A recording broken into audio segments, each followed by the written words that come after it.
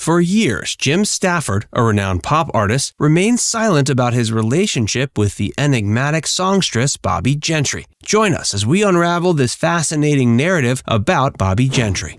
Bobbie Gentry, born Roberta Lee Streeter in 1944, was raised on her grandparents' farm in Chickasaw County, Mississippi. Her early interest in music was sparked when her grandmother traded a family milk cow for a piano. Gentry would listen to jazz and blues music from New Orleans on a battery-powered radio, picking out melodies on the piano and honing her musical skills. At age 13, Gentry moved to California to live with her mother. She began performing in local clubs, adopting the stage name Bobbie Gentry from the 1952 film Ruby Gentry, a story of a young Southern girl born into poverty but determined to make it in high society. Gentry enrolled at UCLA as a philosophy major, supporting herself with odd jobs and modeling work. But then she transferred to the LA Conservatory of Music. She recorded her first songs, Stranger in the Mirror and Requiem for Love, and performed at various nightclubs until Kelly Gordon from Capitol Records noticed her. Gentry, age 22, released Mississippi Delta, a song celebrating her home state. The record's flip side featured Gentry's Ode to Billie Joe, also a huge success in the US and Europe. The song spent 4 weeks at number 1 on the Billboard Hot 100, and Gentry's album, Ode to Billie Joe, was released by Capitol Records in 1967. It knocked the Beatles' Sgt. Pepper's Lonely Hearts Club Band from its 15-week reign in the number 1 spot. The song earned her 3 Grammy Awards, including Best New Artist. Following the success of her duet album with Glenn Campbell, Bobbie Gentry and Glenn Campbell, and her 1969 record Touch 'Em With Love, Gentry became one of the most in-demand singer-songwriters on the Vegas circuit. Despite her success, Gentry remained an enigma. She was known for her private nature, rarely discussing her personal life or the meanings behind her songs. This reticence added to her allure, making her a figure of fascination among fans and artists alike. Her relationship with Jim Stafford, a successful artist in his own right, was one of the few aspects of her personal life that became public. But details of their relationship and marriage remained largely undisclosed until now. Her decision to step away from the limelight in the early 80s further deepened the intrigue surrounding her. Her withdrawal from public life led to numerous speculations and increased interest in her life and career.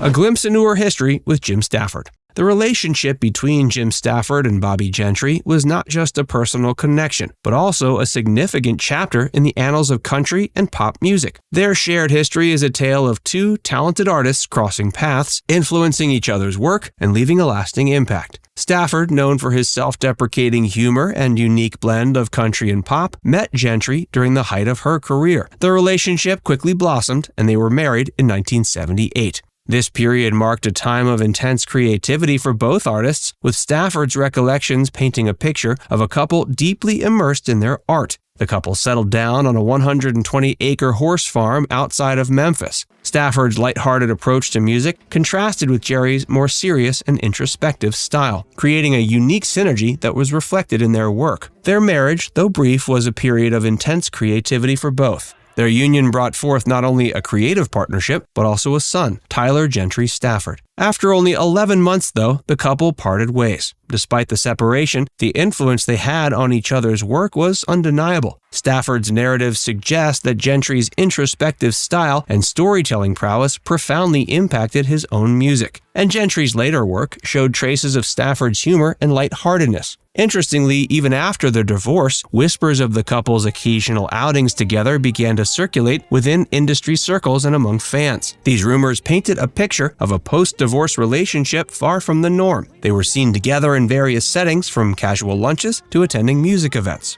Following their separation, Stafford continued his career in the industry, maintaining his reputation as a talented artist. He remained in the public eye, his work continuing to resonate with audiences. On the other hand, Gentry chose a different path. She gradually withdrew from the limelight, choosing a life of privacy over public scrutiny.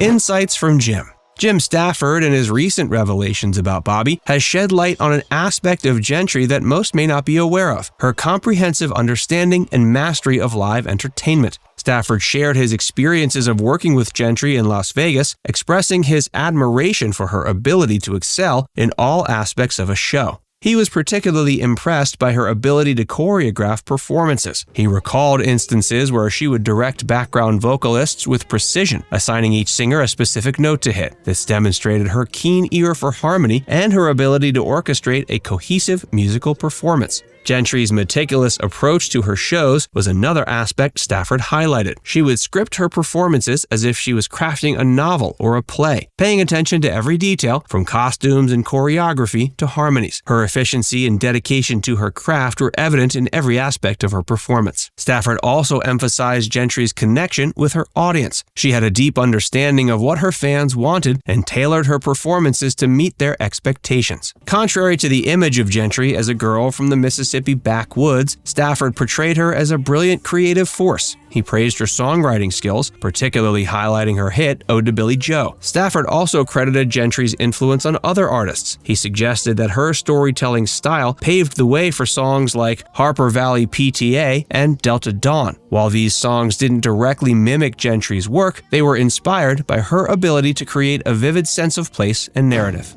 Where is she now? The question, "Where is Bobbie Gentry?" has puzzled fans and journalists for decades. After her sudden withdrawal from the music industry in the early 1980s, Gentry became an enigma, her whereabouts a mystery that has yet to be fully unraveled. In recent years, some light has been shed on Gentry's life post-retirement. Reports suggest she's living a quiet, reclusive life away from the public eye. She was last tracked to a $1.5 million house in a gated community located approximately 2 hours from the site of the infamous Tallahatchie Bridge, the setting of her iconic Ode to Billie Joe. However, Gentry has shown no interest in re-engaging with the media or the music industry. Despite her absence from the public sphere, there have been occasional whispers of a potential return. Reports have surfaced that Gentry, now in her 80s, has reached out to old acquaintances in the music business, possibly expressing interest in recording again. But these plans have yet to materialize, adding another layer of intrigue to her story. While Gentry's current life remains largely private, her legacy continues to resonate in the music industry. Her pioneering efforts as a female country performer who both wrote and produced her music have served as an inspiration to many subsequent artists. Bobbie Gentry's influence is still strong today, regardless of her withdrawal from the spotlight, which is evidence of her lasting influence on the music world.